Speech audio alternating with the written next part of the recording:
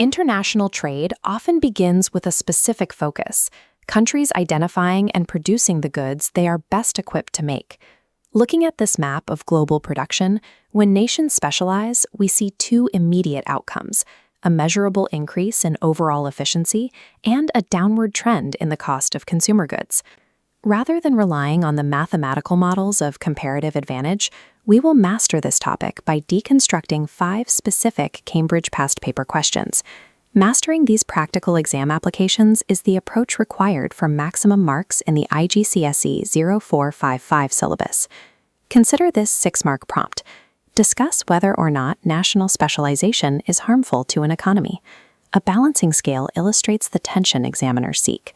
On the reward side, a country gains competitiveness, economies of scale, and higher productivity.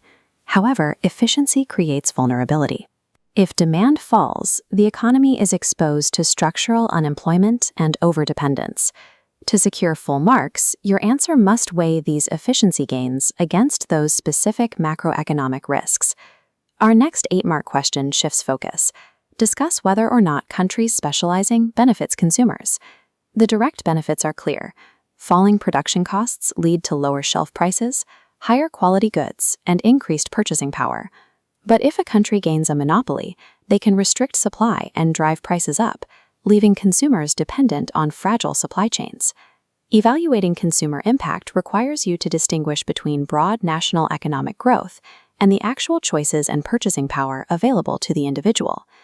In question 3, we analyze the specific benefits a country gains from both exporting and importing.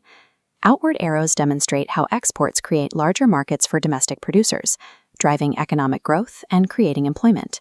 Conversely, inward arrows show imports pulling in raw materials, which lowers domestic production costs and gives consumers a greater variety of goods. Global trade operates as a two-way engine. Exports support the producer, while imports empower the consumer. Consider this 1-mark multiple-choice question, which asks you to identify 2 consumer benefits from specialization. Take a look at these 4 options. Focus on the tension between A and D. Option D mentions productivity and economies of scale, benefits to the producer. Option A, decreased prices and better quality, is the only answer strictly focused on the consumer. Misidentifying the target economic agent in the question stem is a common way students lose marks in Paper 1 exams. Our final question is a 2-mark identification prompt regarding the benefits of free trade. As these icons illustrate, simply stating access to other markets and lower prices earns full credit. When the verb is identify, deep analysis is not required. Across these 5 questions, we can distill our strategy into 2 consistent principles. Principle 1. Balance macroeconomic rewards against the risks of structural unemployment. Principle 2. Distinguish between the benefits experienced by consumers and those seen by producers. To support that journey further, connect with Fundoo Tutor for expert one-to-one guidance tailored to your child's learning needs.